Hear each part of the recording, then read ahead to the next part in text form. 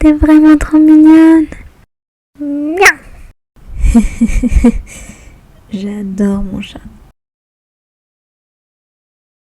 J'ai toujours eu des chats depuis toute petite, et la seule période de ma vie où je ne pouvais pas en avoir était lorsque j'étais à l'université parce que je vivais dans un dortoir, qui était donc évidemment interdit aux animaux.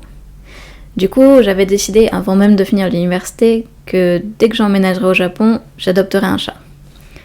J'ai d'abord fait beaucoup de recherches pour savoir où en adopter un, et je me suis vite rendu compte que la plupart des Japonais achètent des animaux de compagnie dans des pet shops, donc des animaleries, où seuls des animaux de race sont vendus. Et juste pour vous donner une idée, un chat persan comme ça, tout mignon, tout blanc, ça coûte 3550 € environ. Mais il faut surtout pas se fier au premier prix affiché que l'on voit.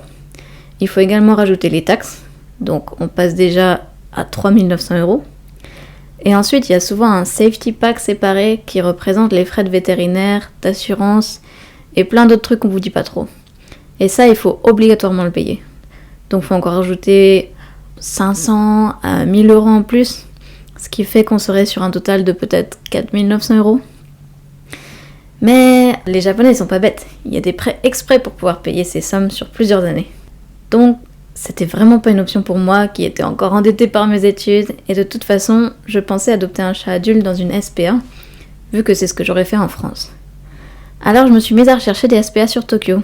Sauf que je me suis vite rendu compte que ça n'existait quasiment pas. Bon, ok, j'exagère.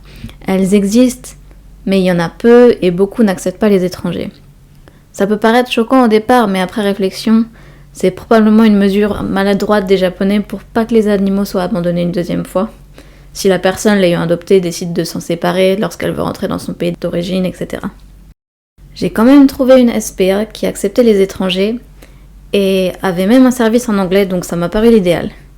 J'ai donc décidé de les contacter en expliquant ma situation, que j'allais arriver au Japon d'ici quelques semaines et que je souhaitais adopter un chat. Malheureusement, je n'ai jamais eu de réponse, même après avoir envoyé plusieurs emails en anglais et en japonais. Du coup, j'ai attendu d'être au Japon pour pouvoir poursuivre mes recherches. Une fois arrivée, j'ai découvert l'application Jimoti, qui est l'équivalent de Le Bon Coin en France, on va dire. Il y a vraiment plein de choses, que ce soit des meubles, des voitures.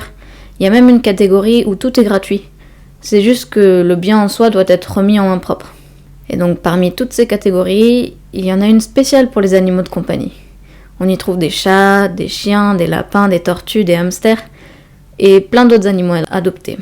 C'est souvent des animaux qui ont été trouvés dans la rue ou bien des animaux dont la famille ne peut plus s'en occuper.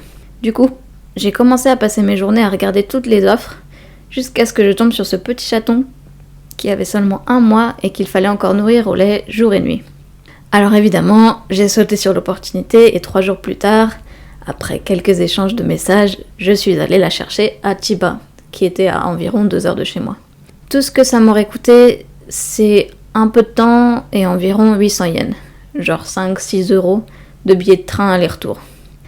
Et c'est comme ça que l'aventure a commencé. Elle était toute petite, du coup je l'ai nommée Himawari, ce qui veut dire tournesol, en me disant que ça l'aiderait à grandir. Mais au final, ça s'est pas fini exactement comme je l'avais imaginé. Alors oui, elle a bien grandi, mais au lieu que ce soit dans la longueur, c'était plutôt dans la largeur. Je suis donc obligée de lui donner des croquettes pour maigrir, mais pour l'instant, ça n'a pas l'air de trop fonctionner. Enfin bref, si jamais vous cherchez à adopter un animal au Japon, et que votre appartement vous le permet, faut vraiment faire attention car très peu d'appartements acceptent les animaux, et en général ils vous demandent souvent plein d'infos sur l'animal, genre la race, l'âge, voire même parfois une photo. Alors je sais pas, peut-être qu'ils font la collection. Donc utilisez cette application au lieu de trouver une SPA ou de dépenser tout votre argent dans un pet shop peut toujours être une bonne option si vous parlez japonais.